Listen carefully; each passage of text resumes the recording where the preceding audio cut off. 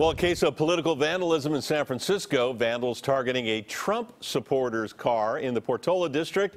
He had a Trump bumper sticker on the back of it. Yesterday, he found the words Nazi and KKK spray painted on his car. On top of that, his tires were slashed.